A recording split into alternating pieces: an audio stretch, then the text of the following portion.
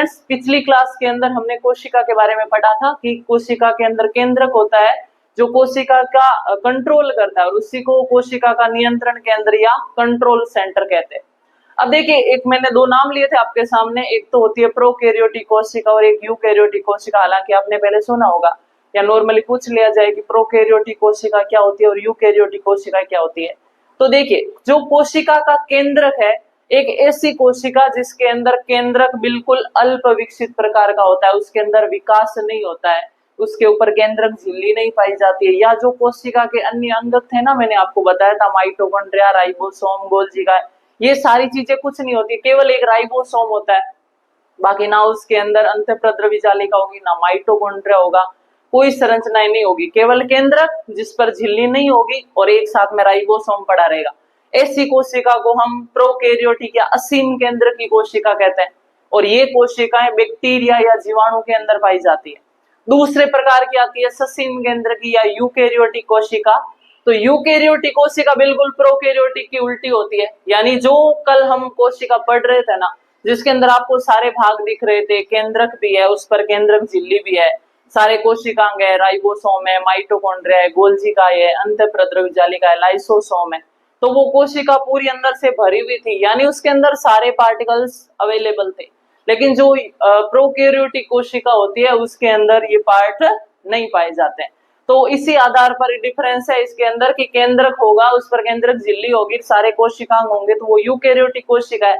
अगर केंद्रक होगा, अल्प विकसित होगा, उसके साथ सारे कोशिकांग नहीं है, तो वो प्रोकैरियोटिक कोशिका है। और इसी आधार पर इन दोनों में अंतर बताया गया केंद्रक की केंद्रक झिल्ली की उपस्थिति और अनुपस्थिति के आधार पर। और दो उदाहरण ध्यान रख लेना, आपको पूछ सकते हैं कि प्रोकैरियोटिक कोशिका उदाहरण बताओ, तो एक तो होता है नील हरित शैवाल और एक होता है आपके बैक्टीरिया या जीवाणु। और बाकी जो भी जीव बचते हैं सभी के अंदर कौन सी कोशिका होगी? यूकैरियोटिक कोशिका होगी। तो मैं आपको डायग्राम बना के बताती हूँ प्रोकैरियोटिक और यूकैरियोटिक।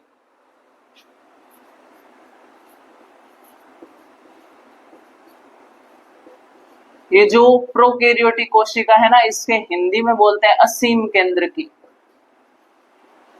ऐसी कोशिका जिसके अंदर केंद्रक है वो सही से नहीं होता है, उसको हम क्या बोलेंगे? असीम केंद्र की।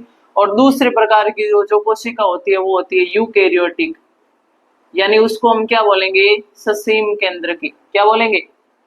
ससीम केंद्र की।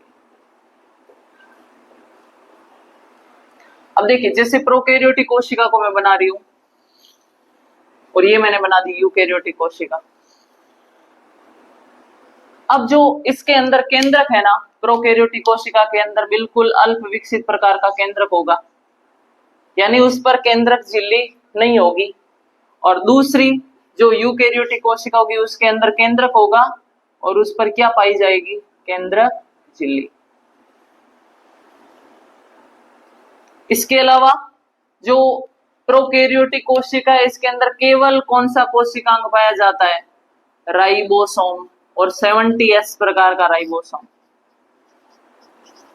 दो प्रकार के राइबोसोम होते हैं, इनकी इकाई के आधार पर, एक 70S और एक 80S। तो प्रोकैरियोटिक के अंदर कौन सा होगा? 70S। जबकि यूकैरियोटिक के अंदर राइबोसोम भी होंगे, जो कोशिकांग होते हैं वो सारे होंगे। ये रहा माइटोकॉन्ड्रिया,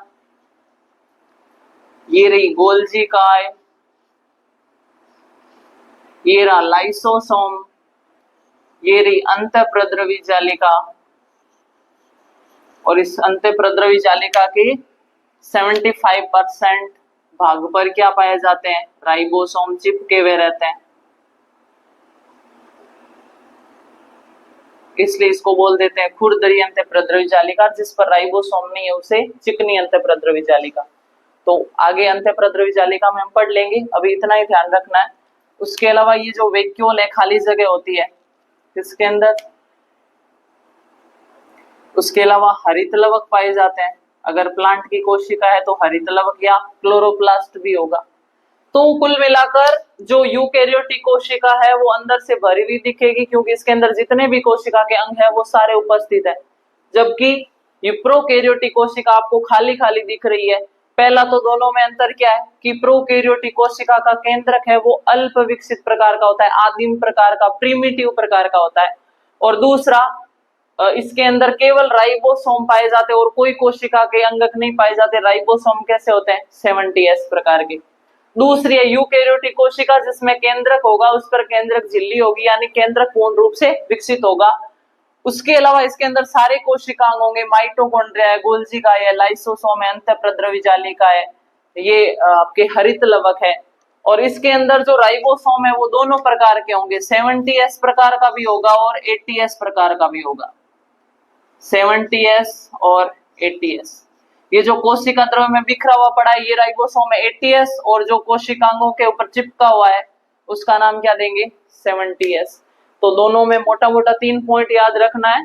प्रोकैरियोटिक और यूकैरियोटिक कोशिका में केंद्रक के आधार पर अंतर किया गया है। इसके अंदर केंद्रक अल्प विकसित होता है जिस पर केंद्रक झिल्ली नहीं होती है। इसमें केंद्रक पूर्ण विकसित होता है जिस पर केंद्रक झिल्ली पाई जाती है। इसके अंदर राइबोसोम के अलावा कोई कोशिकांग नहीं पाए जाते, इसके अंदर सभी कोशिकांग पाए जाते हैं। इसमें केवल 70S प्रकार के राइबोसोम पाए जाते हैं, जबकि इसके अंदर 70S और 80S दोनों प्रकार के राइबोसोम पाए जाते हैं। और साथ में उदाहरण याद रख लेना इंपॉर्टेंट है कि प्रोकैरियोटिक कोशिका के उदाहरण बताओ, तो आपको उदाहरण क्या बताना है? एक तो आपके जीवाणु या बैक्टीरिया, और दूसरा है नील हरित शैवाल या ब्लू ग्रीन एल्गी। नील हरित शैवाल या इसको क्या बोलेंगे? Blue green algae BGA. और इसका उदाहरण अन्य सभी कोशिका। अन्य सभी कोशिका कैसी होती है? यूकैरियोटिक कोशिका होती है। ठीक है, तो ये आपके प्रोकैरियोटिक और यूकैरियोटिक कोशिका में अंतर हुआ। अब देखिए इसके साथ ही हमने कोशिका के मुख्य जो 3 पार्ट है उनकी स्टडी कर ली है। पहला था कोशिका का बाह्य आवरण, हमने बाह्य आवरण दोनों पढ़ लिए, कोशिका भित्ति और कोशिका झिल्ली। भित्ति कठोर होती है, मजबूत होती है, कोशिका के शेप को फिक्स बना के रखती है। झिल्ली लचीली होती है जो कोशिका के आकार को निश्चित बना के नहीं रख सकती। कोशिका भित्ति पादप कोशिका में होती है, कवक कोशिका में होती है, जबकि कोशिका झिल्ली सभी कोशिका में होती है। एक अपवाद विषाणु की कोशिका में कोशिका झिल्ली नहीं होती है। उसके अलावा जो कोशिका भित्ति है वो शेप को फिक्स बना के रखेगी, जबकि कोशिका झिल्ली होगी तो कोशिका का आकार है वो चेंज हो सकता है। फिर हमने पढ़ा था कोशिका द्रव्य, कोशिका का बाह्य आवरण और केंद्र के बीच में जो लिक्विड पदार्थ भरा रहता है जिसके अंदर सारी ये कोशिकांग उपस्थित है, उसे हम क्या बोलेंगे? कोशिका द्रव्य या प्रोटोप्लाज्म या जीव द्रव्य। और तीसरा भाग आ गया था केंद्रक। केंद्रक मैंने आपको बताया था कि अगर पौधे की कोशिका है तो उसमें केंद्रक साइड में होगा, क्योंकि उसके अंदर रिक्तिका होती है, वो ज्यादा कवर कर लेती है स्थान को। जबकि जो जंतु की कोशिका होती है उसके अंदर बिल्कुल केंद्रक है वो बीच में उपस्थित रहता है, क्योंकि उसके अंदर रिक्तिका होती है लेकिन वो छोटी छोटी होती है, तो केंद्रक की सिचुएशन से इसमें कोई इफेक्ट नहीं पड़ता है। फिर हमने बोला कि केंद्रक की उपस्थिति अनुपस्थिति के आधार पर कोशिका 2 प्रकार की, प्रोकैरियोटिक और यूकैरियोटिक। प्रोकैरियोटिक में केंद्रक होगा, अल्प विकसित होगा, प्रिमिटिव प्रकार का होता, और उस पर केंद्रक झिल्ली उपस्थित नहीं होगी। इसमें सारे कोशिकांग नहीं पाए जाते, केवल राइबोसोम पाया जाता है, वो भी 70S प्रकार का। और ये कोशिका किन किन में होती है? एक तो आपके बैक्टीरिया या जीवाणु, और दूसरा नील हरित शैवाल या ब्लू ग्रीन एल्गी, या इसको शॉर्ट में बीजीए भी बोलते हैं। ससीम केंद्र की या यूकैरियोटिक इसका बिल्कुल उल्टा, केंद्रक विकसित, उस पर केंद्रक झिल्ली उपस्थित, सारे कोशिकांग पाए जाते हैं, और क्या होगा इसके अंदर? राइबोसोम 70S और 80S दोनों प्रकार का पाया जाता है। ठीक है, तो स्टूडेंट्स यहाँ पर हमने देख लिया प्रोकैरियोटिक और यूकैरियोटिक कोशिका को। अब हम पढ़ेंगे कोशिका के अन्य कोशिका अंगक। तो सबसे पहले हम स्टार्ट करेंगे माइटोकॉन्ड्रिया। नाम सुना होगा आपने माइटोकॉन्ड्रिया, या उसको हिंदी में सूत्रकणिका भी बोलते हैं। माइटोकॉन्ड्रिया क्या है, किस प्रकार की इसकी संरचना होती है, इससे रिलेटेड कौन कौन से इंपॉर्टेंट पॉइंट है जो एग्जाम के अंदर आने योग्य है। तो अब हम देखते हैं माइटोकॉन्ड्रिया को।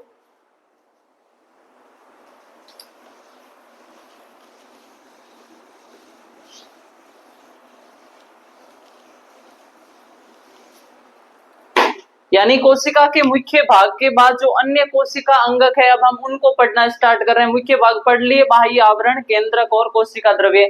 अब और कौन कौन से कोशिका के अंदर भाग होते हैं उनको हम पढ़ते हैं। तो सबसे पहले आता है आपके माइटोकॉन्ड्रिया। माइटोकॉन्ड्रिया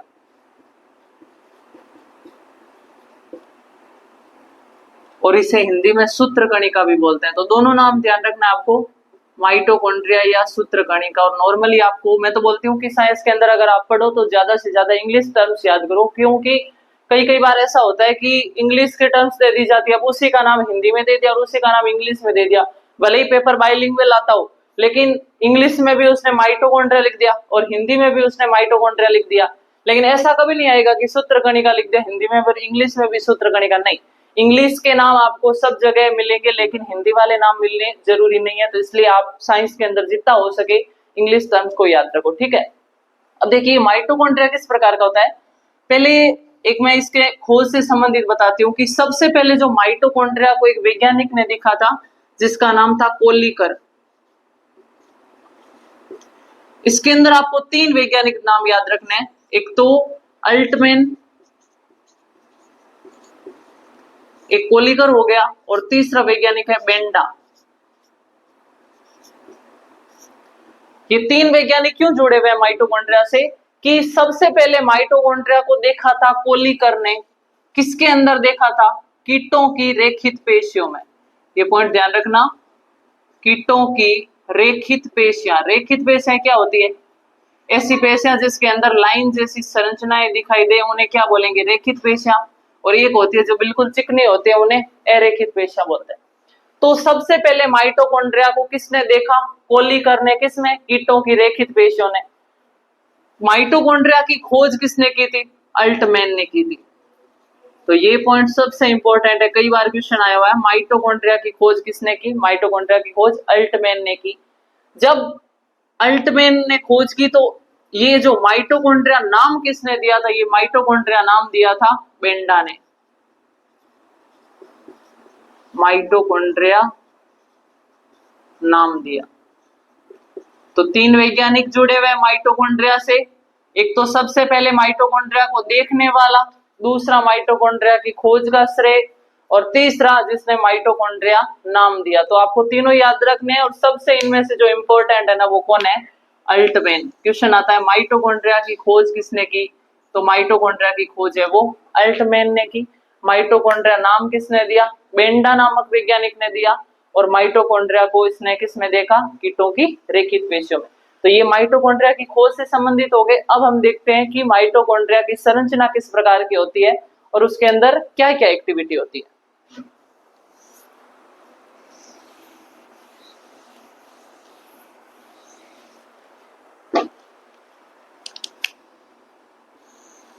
देखिए आपको कोशिका के अंदर एक इस प्रकार की चपटी संरचना दिखेगी और उसके अंदर इस प्रकार के आपको उभार दिखेंगे।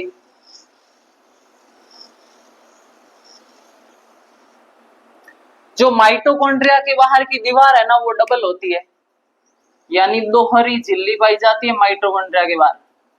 2 कोशिकांग आपको याद रखने, एक तो होता है हरितलवक जो पौधों की कोशिका में होता है और एक माइटोकॉन्ड्रिया जो पौधों और जंतु दोनों में होता है। इन दोनों के अंदर क्या होती है, दोहरी झिल्ली। ये दोहरी झिल्ली यानी बाहरी और आंतरिक दोनों है, तो इसको हम क्या बोलेंगे, दोहरी झिल्ली। और ये जो माइटोकॉन्ड्रिया के अंदर आपको उभार जैसी संरचनाएं दिखाई दे रही है ना, इसको क्या बोलते हैं, क्रिस्टी। क्या बोलते हैं, क्रिस्टी। अब माइटोकॉन्ड्रिया क्या काम करता है, आपने भोजन खाया, भोजन क्यों करते हैं आप सभी को पता है, भोजन इसलिए नहीं कि भूख लगती है। भूख क्यों लगती है, भोजन हम इसलिए करते हैं ताकि शरीर को एनर्जी मिल सके। और उस शरीर भोजन में से एनर्जी कौन निकालेगी, ऑक्सीजन गैस। और हम इसलिए हम श्वास में क्या लेते हैं, ऑक्सीजन गैस लेते हैं। यानी जब कोई ऑक्सीजन गैस किसी भी पदार्थ के साथ जुड़ेगी ना तो उसका क्या हो जाएगा, ऑक्सीडेशन या ऑक्सीकरण। अब हमारे भोजन के साथ कौन सी गैस जुड़ी, ऑक्सीजन गैस जुड़ी। और ऑक्सीजन जुड़ने से भोजन का क्या हो गया, ऑक्सीकरण हो गया। और ऑक्सीकरण करने से भोजन से क्या निकल गई, ऊर्जा या एनर्जी।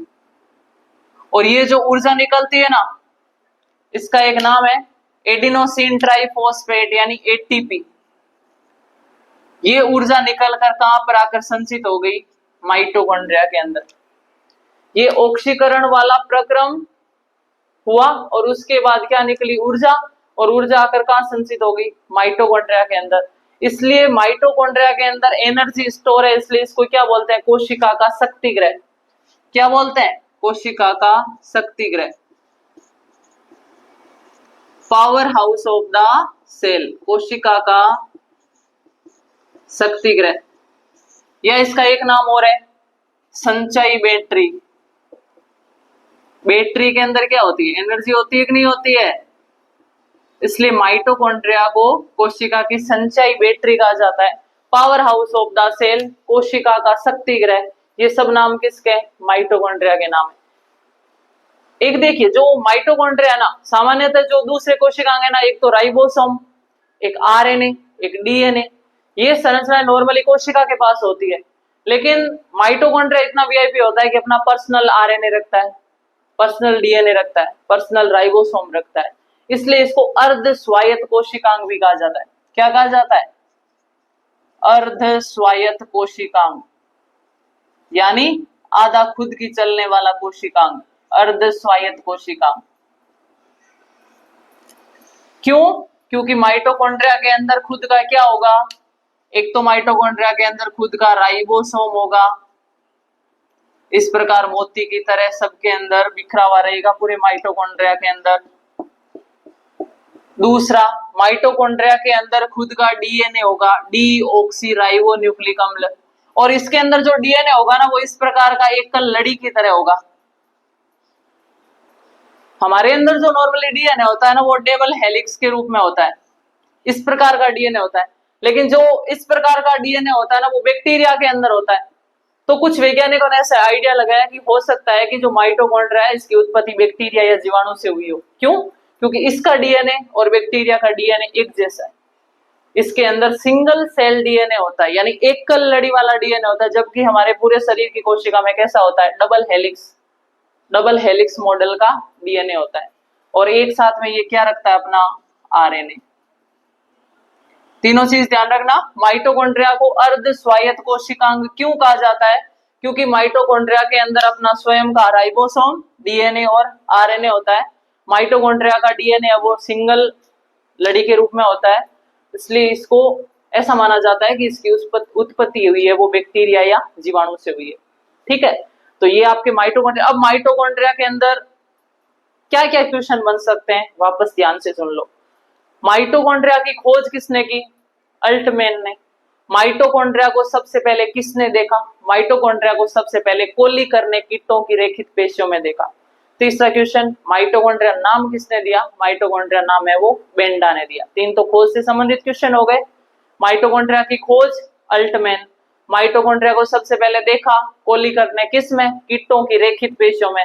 तीसरा पॉइंट, माइटोकॉन्ड्रिया नाम किसने दिया, बेंडा ने। नेक्स्ट क्वेश्चन, निम्न में से कौन सा दोहरी झिल्ली युक्त कोशिकांग है, यानी जिसके ऊपर दो झिल्ली होगी। तो दोनों एग्जांपल याद रख लेना, एक तो माइटोकॉन्ड्रिया, एक हरित लवक जो पौधे की कोशिकांग होगा, उसका भी डिस्कस करूंगी मैं आपको। लास्ट में ये क्वेश्चन साथ में मिला के दे दूंगी। दो प्रकार के क्वेश्चन बनते हैं झिल्ली से संबंधित, एक तो वो कोशिकांग जिन पर झिल्ली होती ही नहीं है, और एक वो कोशिकांग जिस पर दो झिल्ली होती है। तो दो झिल्ली वाले कौन कौन से, माइटोकॉन्ड्रिया और हरित लवक। अगला क्वेश्चन बनता है, माइटोकॉन्ड्रिया के अंदर ऊर्जा का संचय किस रूप में होता है, एटीपी के रूप में। एटीपी का पूरा नाम क्या है, एडिनोसिन ट्राइफॉस्फेट। ठीक है, तो माइटोकॉन्ड्रिया के अंदर ऊर्जा किस रूप में संचित होगी, एटीपी के रूप में संचित होगी। और इस एटीपी का पूरा नाम क्या होगा, ध्यान रखना इसका पूरा नाम, adenosine triphosphate, adenosine triphosphate. Mitochondria के अंदर ऊर्जा किस रूप में संचित रहती है, एटीपी के रूप में। आपको पूछे कि कोशिका का शक्ति ग्रह किसे कहा जाता है, बिल्कुल कॉमन क्वेश्चन हो गया है। कोशिका का शक्ति ग्रह माइटोकॉन्ड्रिया, कोशिका की संचयी बैटरी माइटोकॉन्ड्रिया। ठीक है, अब देखिए जो माइटोकॉन्ड्रिया है इसको संचयी बैटरी कहा, मतलब इसके अंदर एनर्जी है, ताकत है। अब एक आप देखो कि शरीर की जिन कोशिकाओं के अंदर ऊर्जा की ज्यादा आवश्यकता होगी, वहां पर क्या ज्यादा होंगे, माइटोकॉन्ड्रिया। और आपको पूछा जाए कि सबसे ज्यादा माइटोकॉन्ड्रिया कहाँ पाए जाते हैं, तो कीटों की जो उड़ने वाली, पक्षियों की जो उड़ने वाली मसल्स होती है ना, उनके अंदर सबसे ज्यादा माइटोकॉन्ड्रिया पाए जाते हैं। अब उनको उड़ने के लिए ज्यादा एनर्जी चाहिए, तो सबसे ज्यादा उड़ने वाली फ्लाइट मसल्स के अंदर क्या होती है, माइटोकॉन्ड्रिया की संख्या सबसे ज्यादा होती है। ठीक है, तो ये था आपके माइटोकॉन्ड्रिया के बारे में।